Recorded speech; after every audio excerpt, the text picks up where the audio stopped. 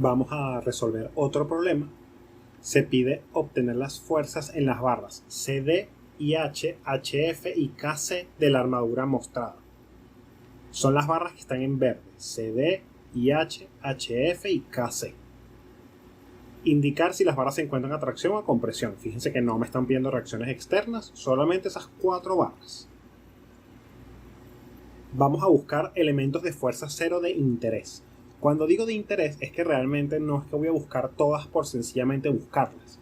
Por ejemplo, si yo me paro en el nodo E, estas dos, esta fuerza y esta barra son colineales y esta es perpendicular. Si yo hago sumatoria de fuerzas verticales, obtengo que EM vale 0. Pero realmente eso poco me aporta para lo que yo quiero hacer. Yo lo que quiero es minimizar el número de pasos para resolver el problema. Quiero hacer el menor trabajo posible. Por el contrario, si yo me paro en el nodo F, tengo estas dos fuerzas estas dos barras, que son colineales. Esta es perpendicular, por lo tanto, esta barra va a tener una fuerza de 0. Y esa sí es de interés, porque de hecho es una de las barras que me están pidiendo obtener. Ahora vamos a usar el método de las secciones. ¿Por qué el método de las secciones? Porque me están pidiendo unas barras en particular y no todas. No vamos a usar el método de nodos para andar buscando todas las barras solo para obtener estas 3.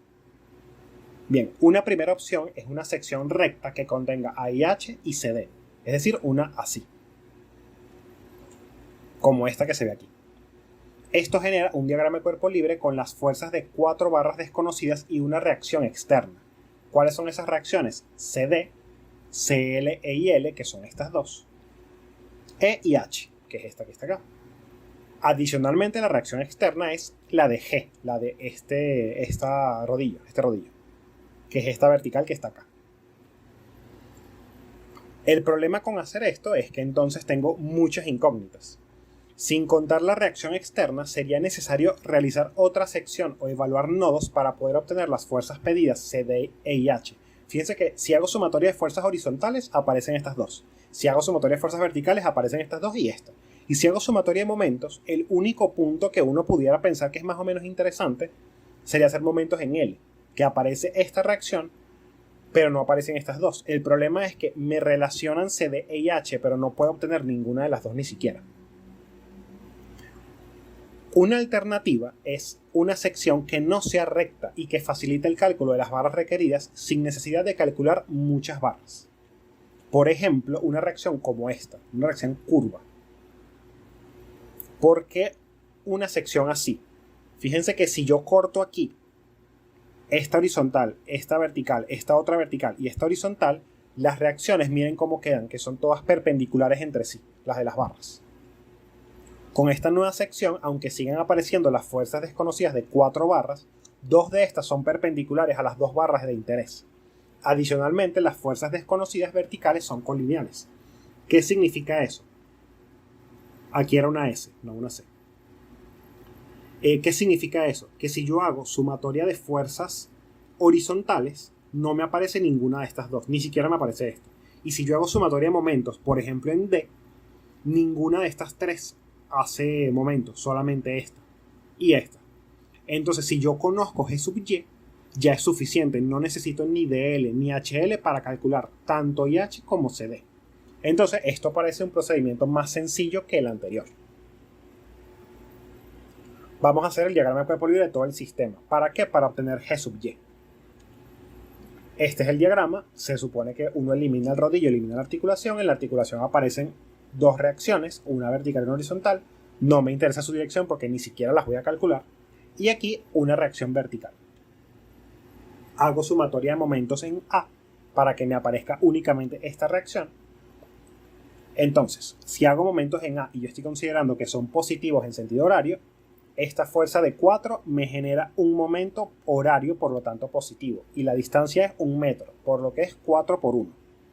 Esta fuerza de 5 nuevamente va a generar un momento positivo, un momento horario, y la distancia es, o el brazo es, 2 metros, por lo que es 5 por 2.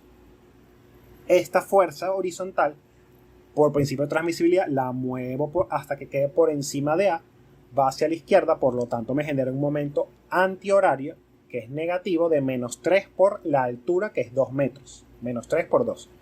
Y esta fuerza me genera, si la subo hasta F, un momento con respecto a antihorario, por lo que es negativo, y el brazo vale 4 metros. Entonces menos 4 GY. De aquí despejo GY, que me queda 2 toneladas. Un comentario respecto a estas unidades. Hasta ahora ya vimos que hemos trabajado con kilogramos fuerza.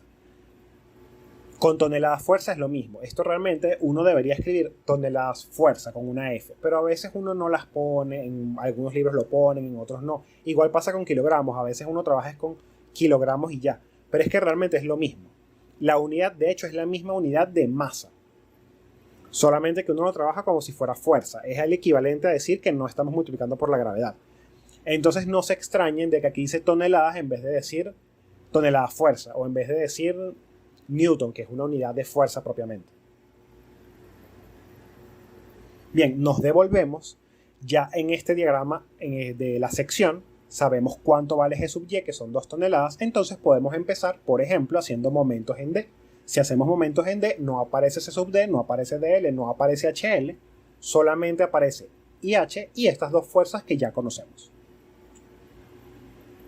Esta fuerza me genera un momento horario, por lo tanto positivo, alrededor de D, con un brazo de 2 IH. Esta fuerza sube hasta acá, me genera un momento antihorario, por lo tanto negativo, de 2 y el brazo vale 1, 2 por 1. Ah, y esta fuerza me equivoqué, dije que sí hace momento y no hace, porque la muevo hasta acá y ya no me hace momento. De aquí se despeja que IH es igual a 1 tonelada y es atracción, porque está dibujado a tracción. Vamos ahora a hacer sumatoria de fuerzas en X igual a 0, donde queda que menos CD menos IH menos 3 es igual a 0, y sustituyendo y despejando, CD es igual a menos 4 toneladas, lo que es lo mismo, 4 toneladas a compresión. Yo también pude haber dicho que CD es igual a menos 4 toneladas a tracción, es lo mismo. ¿Cómo yo sé que debería ser menos 4 a tracción? Bueno, porque aquí está traccionando D. Igual que aquí IH estaba traccionando H, por lo tanto es atracción. Ahora, nos falta todavía una barra que es CK. Para la barra restante puede emplearse el método de nodos. A pesar de que al hacer nodos en C se conoce la fuerza de la barra CD, las demás barras son desconocidas y se tienen barras verticales, horizontales e inclinadas. Fíjense que si hago diagrama de cuerpo libre de C, me va a salir CD, me va a salir CL, me va a salir CI, me va a salir CB y CK. Todas son inclinadas, horizontales, verticales, entonces no hay algo fácil que vea ahí. Tendríamos que empezar a hacer otras cosas para obtener otras barras. En el nodo K se tienen un total de 4 barras, pero hay una ventaja. 2 de ellas van en la misma dirección, que son 2 verticales, y las otras 2 son perpendiculares entre sí, que son CK y KI. Si hacemos el diagrama de cuerpo libre del nodo K, queda así. Estas son las fuerzas. 2 verticales y 2 inclinadas, pero las inclinadas son perpendiculares entre sí. Entonces, si yo hago sumatoria de fuerzas en esta dirección, solamente voy a requerir BK y JK. Eso es lo que se dice acá. Para hacer una suma de fuerzas en dirección de X', se requiere de las fuerzas en las barras BK y JK únicamente, no necesito KI. ¿Por qué me pareció interesante eso? Bueno, porque fíjense que si yo me paro en J y hago el nodo en J, realmente originalmente lo habíamos visto y este nodo realmente se descartaría a efectos de fuerza resultante igual a 0 porque realmente no me genera un miembro de fuerza 0. Pero si yo hago sumatoria de fuerzas acá vertical, me genera que JK va a ser igual a esta fuerza de 4 toneladas.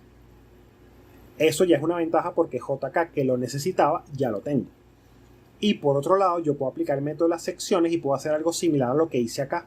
Una sección curva, como esta, donde se me van a generar 2 fuerzas horizontales y 2 verticales. Donde una de las verticales ya la conozco y necesito la otra. Como estas dos son horizontales, con hacer una suma de fuerzas verticales es suficiente. Entonces me queda B sub K menos 4 menos 5 más 2 va a ser igual a 0. Despejando me queda que BK es igual a 7 toneladas. Esto significa que sin necesidad de hallar muchas barras, ya obtuve JK y BK, y eso es suficiente para pararme en el nodo K y obtener cuánto vale esta barra de acá. Fíjense que la idea de lo que estoy haciendo es tratar de buscar la menor cantidad de pasos posibles, no resolver un montón de barras sin necesidad. Bueno, ya habíamos hecho el nodo en K, ahora vamos a hacer una sumatoria de fuerzas en este eje. Me queda que menos CK menos 7, que es esta, por coseno de 45, más 4 por coseno de 45. Realmente lo del menos o el más es indiferente, fue como lo tomé como si fuera hacia arriba a la derecha positivo en vez de hacia abajo a la izquierda positivo. Es indiferente totalmente. Es lo mismo que pasa con los momentos. Yo pude haberlo tomado horario positivo o antihorario positivo. Al hacer esta sumatoria, se despeja CK y me queda que CK es igual a menos 3 raíz de 2 sobre 2 toneladas. Entonces CK va a ser este valor atracción. ¿Por qué atracción? Porque yo lo había dibujado originalmente a compresión, pero como es un menos, va al revés, va a atracción. O, nuevamente, como les he dicho hasta ahora, la respuesta pudo haber sido escribir este número con el signo menos a compresión. Eso también era válido. Finalizando, esta es la solución del problema.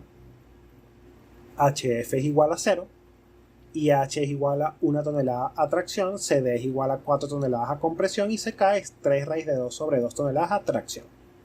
Bien, muchas gracias.